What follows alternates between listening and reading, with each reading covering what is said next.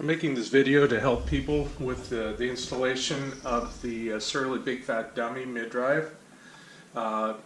It's a fairly complicated installation because of the way the frame on the Big Fat Dummy is laid out, so I just want to make sure that people didn't have too much trouble. So I'm going to start with the way that the drive is shipped to you, which is basically fully assembled. It has to come most of the way apart in order to sort of weave itself around the frame tubes of the Big Fat Dummy. I'm going to call it the BFD from now on, just to streamline that. So I'll just start with taking the guards off. This is the primary belt guard. So I'll kind of name things as I go along just to help people understand all the bits and pieces. So that's always part of it. It's like, what are we talking about?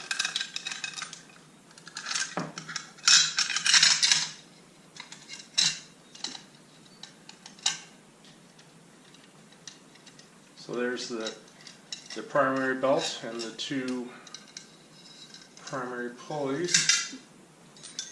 Keep everything together here.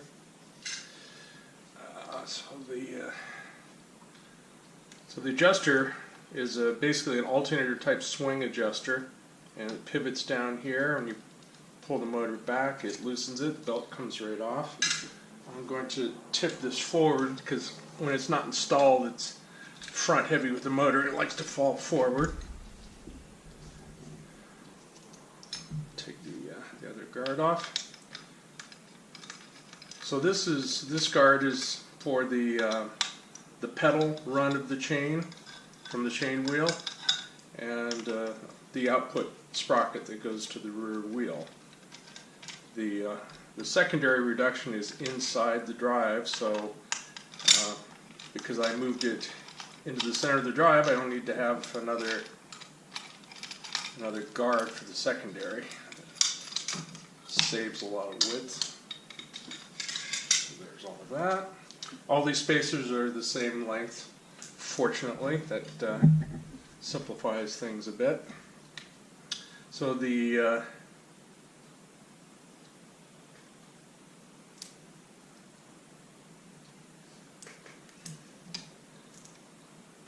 sprockets are held on with a circ clip.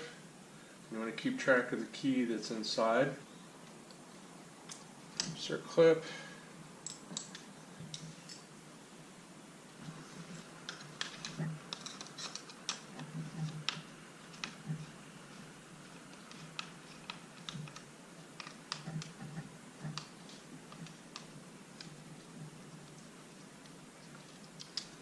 I should probably go ahead and remove the motor. I should have done that first. I'd get the motor is the first thing you should take off of the drive, and it's the last thing to go back on. It's a lot easier to manage with that. I mean, the motor weighs more than the rest of the drive put together. So once it's off, everything is really light and manageable.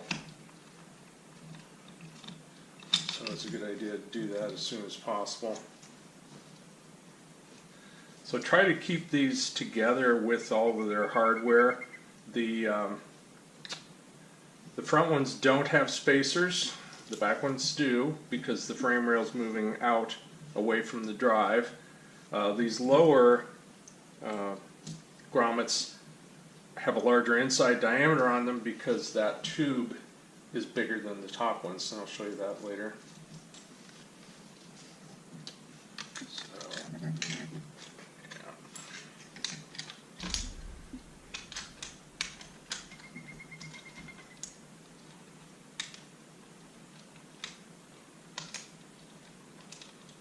So that's one pivot bolt.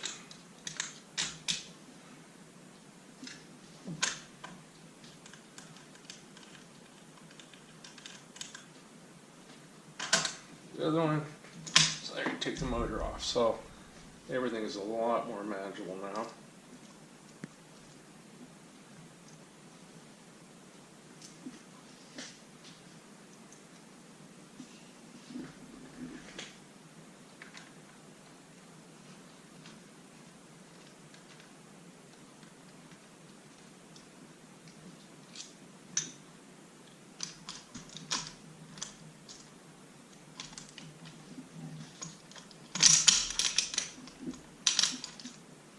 Okay, so the side plate is off.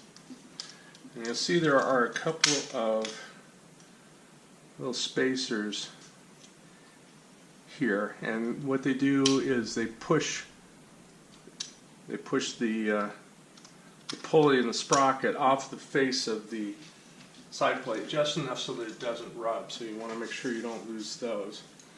So the inside of the drive can be left pretty much like this.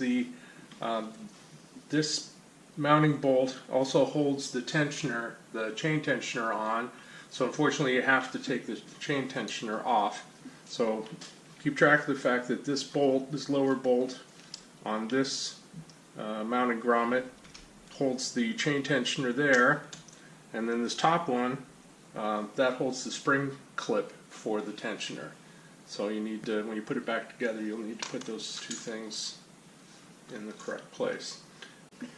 So rather than shoot a lot of video of me fumbling around with my Allen drivers and wrenches, I'm just going to tell you what needs to be done to these various parts, and then I'm just going to fast forward through it so you don't have to sit through all that as soon as you know how to use a nut driver.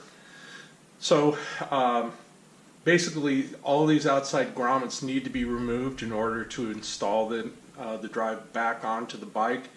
So just take each one of them off, keep the hardware and spacers on each one.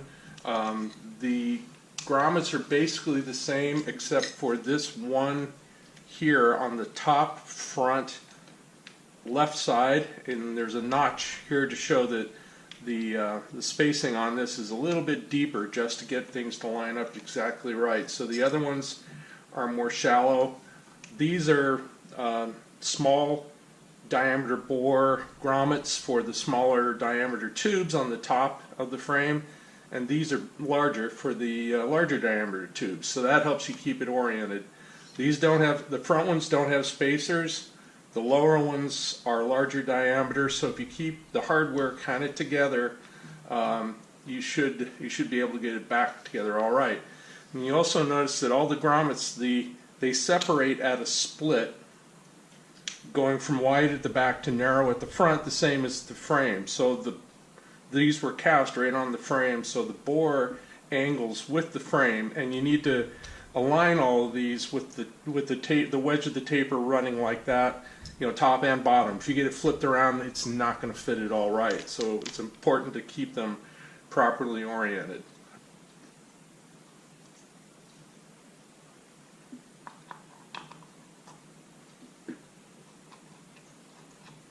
So this is the way that the two freewheel mechanisms work. So this freewheel cog goes to the chain wheel on the bike. So when you're pedaling, the pawls in this freewheel engage, and it rotates the shaft on the bearings inside of the case, and that turns this sprocket. And when the motor turns the drive, let's say you're not pedaling. So now the motor is turning the shafts and this freewheel, so you can coast without having to pedal. Now this freewheel is engaged, this one is freewheeling, and the motor is driving the bike. And if you want to do the two together, basically you just pedal to keep up with the motor, and that's how that works. So this is an ACS freewheel cog. It's more than strong enough for pedal power, 300 watts. This is a White Industries heavy-duty freewheel, much stronger, made in the U.S. It's a really premium freewheel. It's well suited to handling the power of the motor. So I have all the attaching grommets off to the outside of the drive now, so that's ready to go to the bike. One word of caution: all these interior parts can all stay together, which is going to really streamline assembly. If you tip the drive that way, there's nothing holding these shafts in place with the other outside plate off. They just slide into the bearing. So if everything falls out, it's going to get more complicated for you. There are circlips that that are holding things together. So in general, it's not going to just fall all to pieces, but you'll be a lot happier if you keep this all in one piece until you have it back on the bike. So I mean, this is pretty much ready to go. Here's a look at the inside of the other side plate.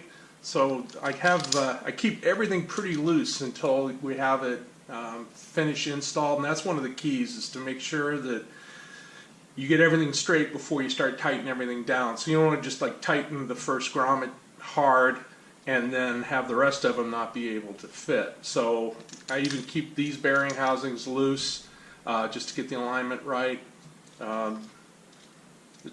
This tensioner for the pedal chain is going to be pre-installed, so these blocks will need to come off. The outside ones need to come off, the inside ones stay in. So we are ready to go to the bike now. So that will be the next video, is installing the drive onto the bike.